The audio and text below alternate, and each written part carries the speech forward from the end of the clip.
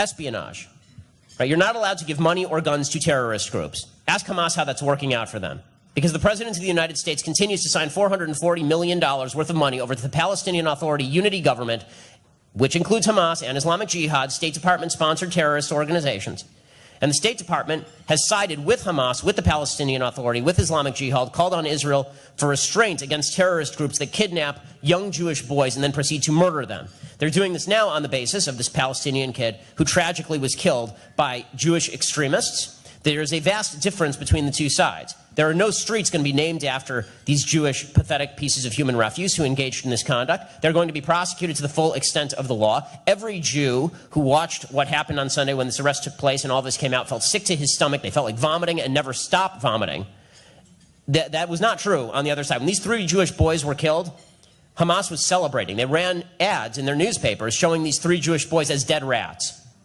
Okay, there is a vast difference between the two sides, but of course this administration, this administration is not interested in any way in cracking down on terrorism. They're interested in funding terrorism. We've now reversed sides in the war on terror. Everybody who we were fighting has at one point or another received American money or guns, including ISIS, right, who are now fighting in Iraq. And both sides of that we're now funding.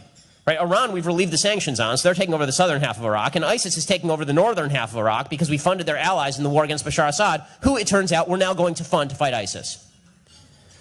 So we are now on every side of every issue except the right side, which in that arena of the world is Israel and Israel alone. That's espionage, and it's a violation of the Arms Export Control Act to boot. The Arms Export Control Act suggests I cannot funnel, if I were to funnel a gun to ISIS, I'd be arrested. If President Obama does it, that's just American foreign policy. Involuntary manslaughter, right? The basic case of involuntary manslaughter, I'm a lawyer, so the basic case for involuntary manslaughter is a 3-pronged test, right? Somebody died, number 1. Somebody died as a result of reckless action, number 2. Number 3, the person who took that reckless action knew it was reckless and could result in death at the time. Okay, those are the 3 elements of involuntary manslaughter. Benghazi, anyone? Leaving no security anywhere in the vicinity, in an area where we were running guns to Syria through Turkey. In an area where the New York Times had reported literally the year before that the entire town was run by Ansar al-Sharia. And surprise, surprise, Ansar al-Sharia was behind the terrorist attack that killed Chris Stevens and 3 other Americans. Right? Who's responsible for that? Hillary Clinton's responsible for that. She's guilty of involuntary manslaughter. She shouldn't be worried about whether she goes to the White House. She should be worried about whether she goes to the big house. Unfortunately, we have an attorney general who would never prosecute anyone for these sorts of violations because he too is a criminal and he too is guilty of involuntary manslaughter, as it turns out. He greenlit the Fast and Furious program. Turns out that you might think that running guns to Mexican drug cartels, with no tags in them, by the way, there were no electronic monitors on these guns. It was widely known inside ATF that when you run guns to the Mexican drug cartels, the only place they're going to show up so that we can back-channel them, backtrack them, and figure out where they were is at crime scenes. This was explicitly known at the ATF at the time. You might think that's reckless. You might think that that might result in homicide, like the killing of a Border Patrol agent, perhaps. And you might be the head of the DOJ. And if you were involved in this, you were probably promoted. Because nobody who's responsible for Fast and Furious has gone to jail. Nobody's really even been fired. How about violation of internal revenue laws? If you or I were to leverage the IRS to crack down on particular folks, we would be put in jail. That's a violation of the Internal Revenue Code itself, 26 U.S. Code 7212 for people who are following.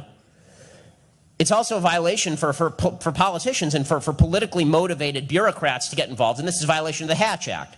Right? The Hatch Act prohibits bureaucrats from getting involved in political situations like this and targeting political opponents.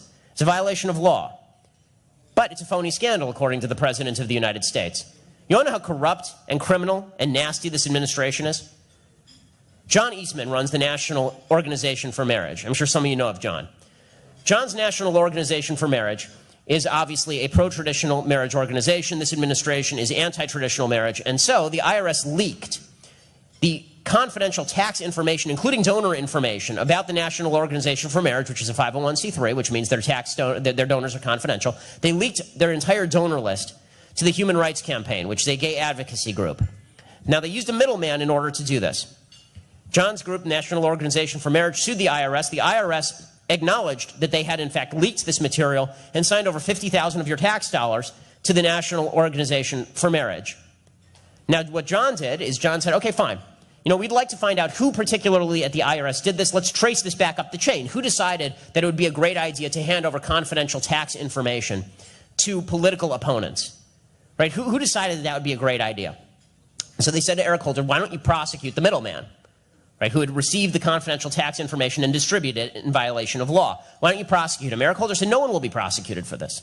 No one will be prosecuted for this. So John said, okay, fine. You're not going to prosecute him. Give him immunity. Because this guy was pleading the fifth. You can only plead the fifth if there is a threat of criminal prosecution. Right? You can't plead the fifth. If you come to me and you ask me if I was cheating on my wife, I can't just say I plead the fifth. That has no relevance. You're not threatening to criminally prosecute me. The Fifth Amendment is only available in situations in which you do not have immunity. So John said to Eric Holder, go ahead, give this guy immunity, then we can sue the IRS, we can subpoena him, and we can force him to answer questions about where he got this material. And Eric Holder said, I will not give him immunity. So in other words, he won't prosecute the guy to get the information, and he won't get immunity. He won't give immunity so the guy would give up the information. This is the height of criminality, and it's so blatant. And yet, has anybody outside this room ever heard of the National Organization for Marriage? Can you imagine if the NAACP had sued Bush's IRS, and Bush's IRS had said, yeah, you know what, we discriminated against you, here's a $50,000 settlement. You think that might lead the news for a few nights? But for the Obama administration, it will not even make the back page of the New York Times. How about unauthorized disclosure of information? You're not allowed to leak confidential national security information, and yet this administration has done that repeatedly. This administration has done it 4 separate times with regard to Israeli national security information, sunk Israel's ability to strike Iran. Israel was supposed to use an airbase in Azerbaijan to strike Iran. That was leaked by the Defense Department to the New York Times. Israel was supposed to work with the Saudis to use Saudi airspace to strike Iran. That was leaked by the Defense Department to the New York Times. Israel was behind Stuxnet. That was leaked by the Defense Department to the Washington Post. And Israel was working out agreements with particular groups to go in and try and decapitate some of the heads of the nuclear program. That was also leaked by the Defense Department to the Washington Post. But it's not just Israeli national security information that's being leaked. You know how we all knew that President Obama had his kill list? You know, Rand Paul has been very big on President Obama has his kill list. American citizens abroad who he just decides we can kill. Which, by the way, is, regardless of what you think of the killing of Anwar al-Awlaki, and I'm fine with it. He's a terrorist. He deserved to die. The possibility that we now live in a country where the president can determine, based on which side of the bed he woke up this morning, whether to hit somebody with a drone or trade them for 5 Taliban terrorists is frightening. That should be frightening. Hey, Bo Bergdahl was no friend to the United States, according to most reports. And yet he was an American citizen who had to be brought home just in time for the president to quash the VA scandal. He had to be brought home at the cost of 5 top Taliban officials. Because he was an American citizen, he had to be brought home. Well, if his name happened to be Anwar, he'd be dead from a drone strike in Yemen. So the president literally, I mean, that is, if there's anything that speaks to dictatorial power, it is the ability of the president to unilaterally declare who is an American citizen and who is not an American citizen for the purposes of hitting them with a drone or trading terrorists for them. And so unconscious bias is a concept well documented in psychological studies, which is basically that people associate negative things with people of color and positive things with whites. So if that is true, how does it, given that that is true, how does white privilege not exist? Okay, so you're asking about unconscious bias. I apologize because it's kind of echoey, but the question was, if there is unconscious bias, just to repeat it so I'm making sure I get it right, if there is unconscious bias, how does white privilege not exist? The question is, given that there is unconscious bias, how does white privilege not exist? So number one, so when I speak about white privilege, yes, so when I speak about white privilege, I'm speaking specifically about behavior. Okay, there have been no studies, and really I've looked at these studies, the connection between what they call implicit bias, this is their favorite phrase now, implicit bias, unconscious bias, and biased behavior has yet to be proven at any level that is even remotely necessary to be used in, for example, a courtroom, which is why it's never been used in a courtroom. It is also true that there is no way, there really isn't, there's been no proven way to alleviate what they call unconscious bias, which means that we're ghost hunting. So what I would suggest is that if there is unconscious bias, and I'll acknowledge the possibility or the reality of unconscious bias, if there is, then I need you to I don't care about what's in people's heads so much as what they do. So if you point me to a racist behavior, don't worry, I'll let you respond. If you point me to a racist behavior, I'm happy to stand alongside you and protest it. What I can't do is protest about things in people's head that I don't know about because I'm not a mind reader. Okay, so that's a really interesting response, and to that I have 2 questions.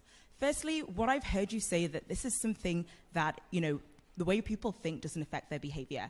So that's the first thing you've said. So I'm really curious if you can kind of give me another example of a thought that somebody has which doesn't affect their behavior. Like, do people who, support Trump not vote for him? Like, I'm very curious about that. Yes. And secondly, so the second thing that I want to ask is that if it's something it's hard to fix, does it mean we shouldn't do anything about it? Because you said, I don't know if we can change how people think. Does that mean we shouldn't try? I mean, first of all, not a great impression. But beyond that, my voice isn't that low. But beyond that, as far as the first question, which is, do people have thoughts that don't manifest in behavior? Yes, all the time. For instance? For instance, every thought that you have about walking up here and strangling me right now. I assume like we have thoughts all the time that don't manifest in behavior, and this is true every single day. We consider thoughts that cross our minds. And the problem with unconscious bias is the idea is you don't even know that you're having the thought, right? So how can you stop it if you don't even know that you're having it? But then we should be able to gauge the unconscious bias and its impact on behavior. That's why it's unconscious bias as opposed to conscious bias. The idea behind unconscious bias is that it's not even a ghost, it's a ghost of a ghost, because you don't even know you're having the thought. So people, the whole idea behind diversity training is the idea that you can retrain people to stop their chain of thoughts in order so that it doesn't manifest in behavior. I don't think that every thought manifests in behavior. If it did, then every time a man saw a good-looking woman walk down the street, a straight man saw a good-looking woman down the street, we'd have a real mess on our hands. So the second question, the idea was a little too broad for me to respond to, which is, just because something is tough, don't we have to face up to it? Yes, we have to face up to tough things all the time. And one of the tough things I would suggest that we face up to is that you have a lot more control over your own behavior and the decisions you make than the supposedly widespread unconscious bias of people you've never met.